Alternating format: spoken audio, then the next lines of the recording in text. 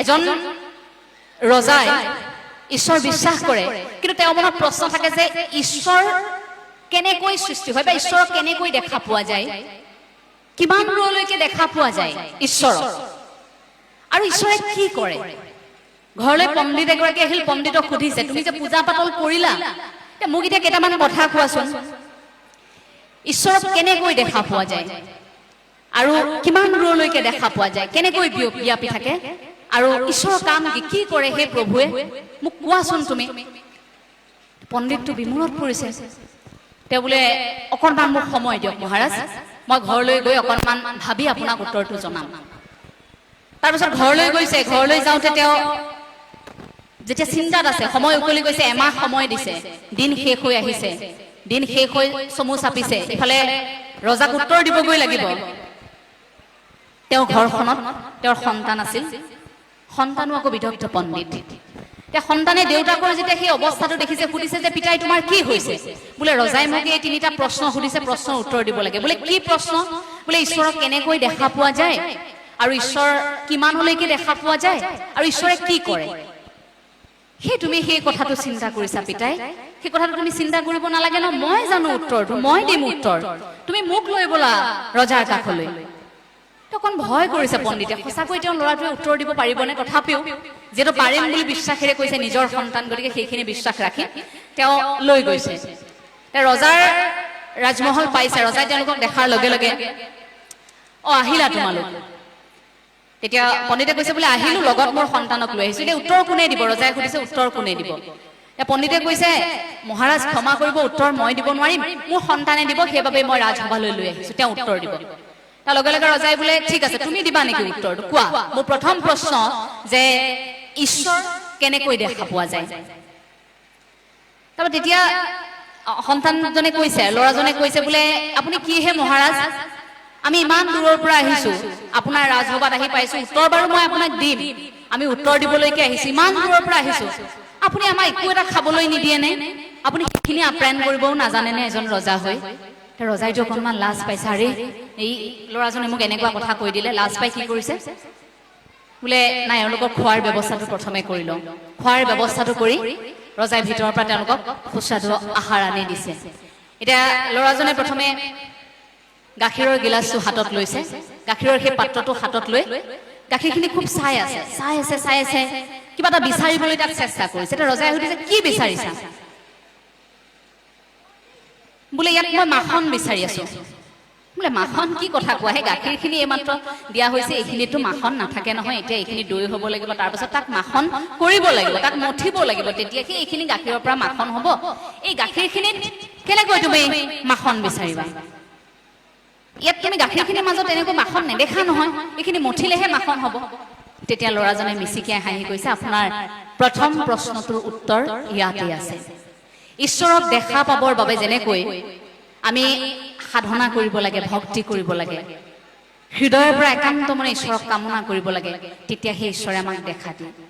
যেনেকৈ এই গাখীৰখিনি মঠিলেহে তাত মাখন হয়, গাখীৰখিনি আপুনি মাখন হৈ দেখা নাপায়। গতিকে ঈশ্বৰক আপুনিও পোনপটীয়াকৈ দেখা নাপায়। গতিকে আপুনি আশা কৰিছো মোৰ প্ৰথম প্ৰশ্নটো, আপোনাৰ প্ৰথম প্ৰশ্নটোৰ উত্তৰ আপুনি মোৰ পৰা পালে। ৰজাই খুব সন্তোষৰ এটা হাঁহি মাৰিছে। এতিয়া মোক কোৱা, মোৰ দ্বিতীয়টো প্ৰশ্ন যে ঈশ্বৰ কিমানলৈকে দেখা পোৱা যায়। বোলে মহাৰাজ আপুনি এডাল মম লৈ আহক। মম এডাল আনি দিছে, জ্বলাই দিছে, জ্বলাই দিয়াৰ লগে লগে এতিয়া আপুনি মোক কওক যে কিমানখিনিলৈকে পোহৰটো গৈ আছে। ৰজাই বোলে সেইটো মই কেনেকৈ হিচাপ কৰিম, কিমানখিনিলৈকে গৈ আছে আপুনি কওক, পোহৰটো কিমানলৈকে গৈ আছে, এইখিনিতে আপুনি পোহৰটো ৰাখি দিব পাৰিছেনে? বোলে ক'ব নোৱাৰো, সমগ্ৰ ব্যাপী আছে, কোঠাটো পোহৰ হৈ গৈছে, মই ধৰিব পৰা নাই। ঠিক আপুনি আশা কৰিছো আপোনাৰ দ্বিতীয় প্ৰশ্নটোৰ উত্তৰ পালে। অৰ্থাৎ ঈশ্বৰ আপুনি মই নজনাকৈ তেনেকৈ সৰ্বত্ৰ ব্যাপী থাকে। ক'ত কিমান দূৰলৈকে ঈশ্বৰ বিয়পি আছে, কেনেকৈ আপোনাৰ মোৰ মাজত ধৰা দিয়ে, আপুনি মই সেয়া নাজানো। আপুনি মই ক'ব নোৱাৰো যে খুঁটাটো পাৰ হলে ঈশ্বৰ নাই, খুঁটাটো এইফালে হলে ঈশ্বৰ আছে। খুঁটাটোৰ সিপাৰেও ঈশ্বৰ থাকিব পাৰে, এইপাৰেও ঈশ্বৰ থাকিব পাৰে, এইফালেও থাকিব পাৰে, সেইফালেও থাকিব পাৰে। গতিকে ৰজাক তেতিয়া কৈছে যে আপুনি হয়তো উত্তৰটো পালে। ৰজাই মিচিকিয়াই হাঁহি মাৰিছে, খুব সুন্দৰ, মই দুয়োটা উত্তৰ পালো। এতিয়া মোক কোৱা যে তৃতীয় মোৰ প্ৰশ্নটো যে ঈশ্বৰে কি কাম কৰে।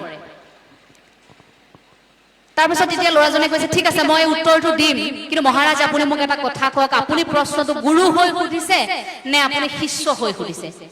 বোলে সেই কি কথা কয়, মই গুৰু হৈ সোধা নাই, মই শিষ্য হৈ সুধিছো, যে মোক এতিয়া কওক, মই শিষ্য হৈ এগৰাকী শিষ্য হিচাপে সুধিছো, মোক এই কথাষাৰ কওক, সেইবুলি তেওঁ কৈছে। তেতিয়া ল'ৰাজনে কৈছে যে ঠিক আছে, যদি আপুনি মোক আপোনাৰ তৃতীয় প্ৰশ্নটো ঈশ্বৰে কি কাম কৰে বুলি যেতিয়া আপুনি মোক সুধিছে, তেন্তে আপুনি যদি শিষ্য হৈ সুধিছে, তেন্তে মই গুৰু হিচাপে মই আপোনাক এই মুহূৰ্তত এটা আদেশ দিছো, আপুনি সিংহাসনৰ পৰা নামি আহক।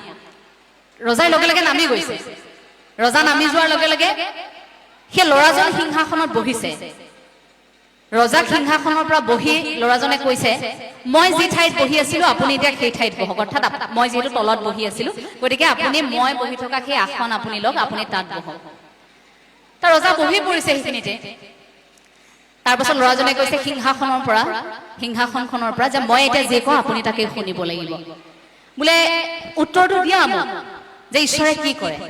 তেতিয়া ল'ৰাজনে কৈছে ঈশ্বৰে এইটোৱেই কৰে, মুহূৰ্ততে মই সেই কিছু মুহূৰ্তৰ আগত আপোনাৰ ৰাজ দৰবাৰত মাটিত বহি থকা মানুহজন তিলিকতে মুহূৰ্ততে ঈশ্বৰে মোক আনি আপোনাৰ সিংহাসনখন পোৱাই দিলে, আৰু মুহূৰ্ততে আপুনি সিংহাসন এৰি আপুনি মোৰ আসনখন ল'বলৈ বাধ্য হৈ পৰিল। ঈশ্বৰ সেইজনে কেতিয়া কোন মুহূৰ্তত আপোনাক কি আসন দিয়ে, কি শক্তিৰে আপোনাক পৰিচালিত কৰে সেই আপুনি গম নাপায়। গতিকে সেইজনে ঈশ্বৰ। ৰজা খুব সুখী হৈছে যে মোৰ তিনিওটা প্ৰশ্নৰ উত্তৰ মই পালো।